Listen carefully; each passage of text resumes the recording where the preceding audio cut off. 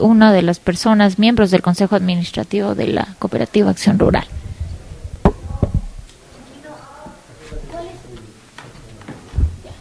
Guido, ¿cuál es su denuncia de manera concisa? Bueno, partamos de una premisa. El derecho público es un derecho reglado, es un derecho normado, no es un derecho discrecional. ¿Qué quiere decir esto?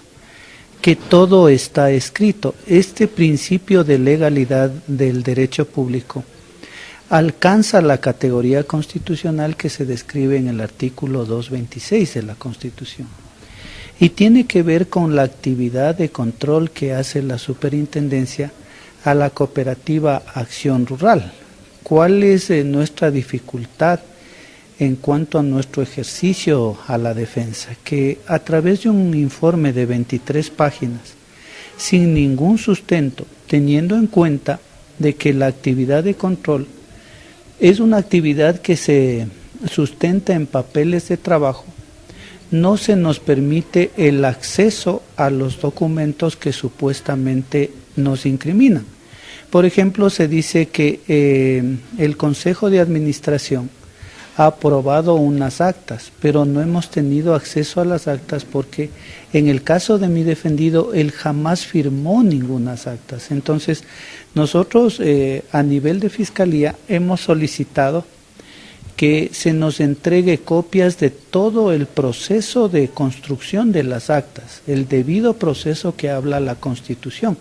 Es decir, debe haber una convocatoria, debe haber una notificación a una sesión, debe haber un libro de actas, debe haber un libro de resoluciones, porque esto está totalmente normado por la ley y la normativa relacionada con el régimen de cooperativas. Pero lo que nos llamó la atención es que el auditor, cuando rindió su versión, dijo que todos esos documentos estaban en custodia en la superintendencia. Y aquí, ojo, ¿no?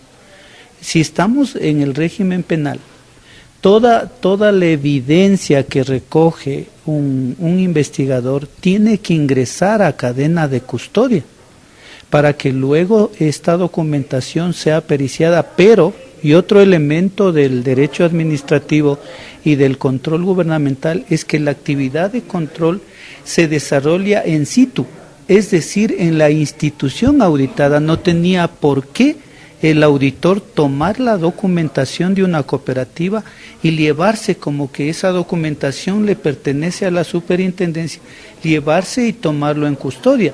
Primer defecto. Y segundo, de que si ellos consideraban de que estaban frente a un delito, debieron haber entregado a la policía para que ingrese en cadena de custodia. Todos estos vicios han sido permanentemente denunciados a la Fiscalía. Incluso nosotros tuvimos un par de reuniones con la directora del Consejo de la Judicatura y con el fiscal provincial, a efectos de que ellos adopten los correctivos en esta investigación. Y en el caso del fiscal, obviamente nos reunimos con la fiscal de la causa y le hicimos notar nuestro parecer. En gran medida se rectificó porque llamó a la investigación a todos quienes integran el círculo financiero de esta empresa, contador, tesorero, etcétera, etcétera, gerente. Entonces, nosotros estamos presentando este habeas data. ¿Por qué? Porque hay un hecho incontrastable y que hemos venido sosteniendo desde el principio de la investigación, que no nos notificaron con ningún acto de control, y esto se ratifica con la versión del auditor jefe de equipo, que cuando le preguntamos que por qué no notificó con los actos de control a los miembros del Consejo de Administración y Vigilancia, él simplemente dijo que todo lo hizo a través del gerente. Eso es un procedimiento que vulnera el debido proceso, porque como inicié esta entrevista, yo he manifestado que el derecho público es un derecho reglado, es un derecho normado, no es un derecho discrecional. Es decir, manteniendo el régimen del debido proceso garantizado por nuestra Constitución, debió haber notificado con cada acto de control a los que él consideraba responsables de los actos.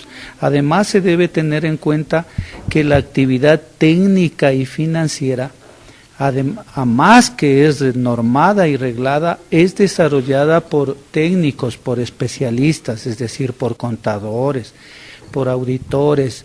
Hay que entender que la ley entrega las funciones, por eso que en derecho hay un principio que dice que la competencia nace de la ley, no nace de la voluntad o del capricho de las personas, sino nace de la ley.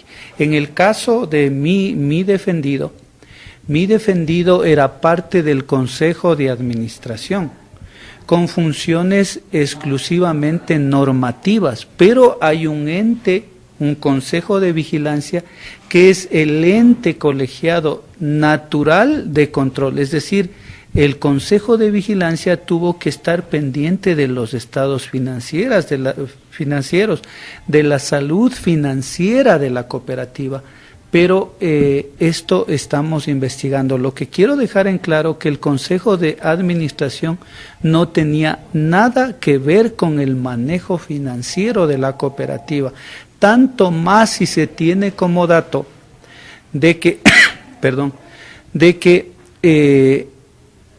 todo el sistema contable de la cooperativa estaba a cargo de una unidad informática, es decir, se desarrollaba a través de programas informáticos con sus propios controles previos a través de un sistema de claves, es decir, para que yo pueda hacer una transacción financiera en la cooperativa debía tener una clave de acceso.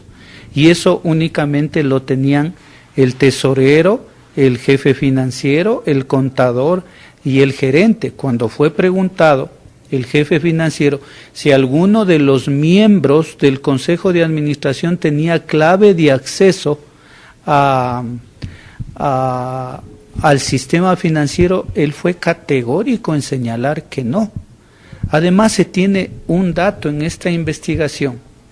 Compareció una arquitecta constructora a la que le entregaron aproximadamente $5 millones y señaló asimismo en forma contundente que ella recibió esos $8 millones para la construcción de varias edificaciones de la cooperativa en diferentes ciudades del país.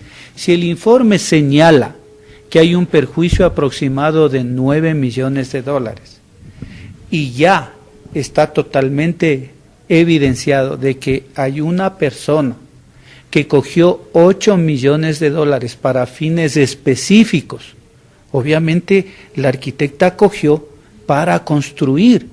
Entonces, este momento estaría aclarado el 90% del supuesto perjuicio económico a la cooperativa. El 90% ya se tiene de que ese dinero entregó el gerente a una constructora.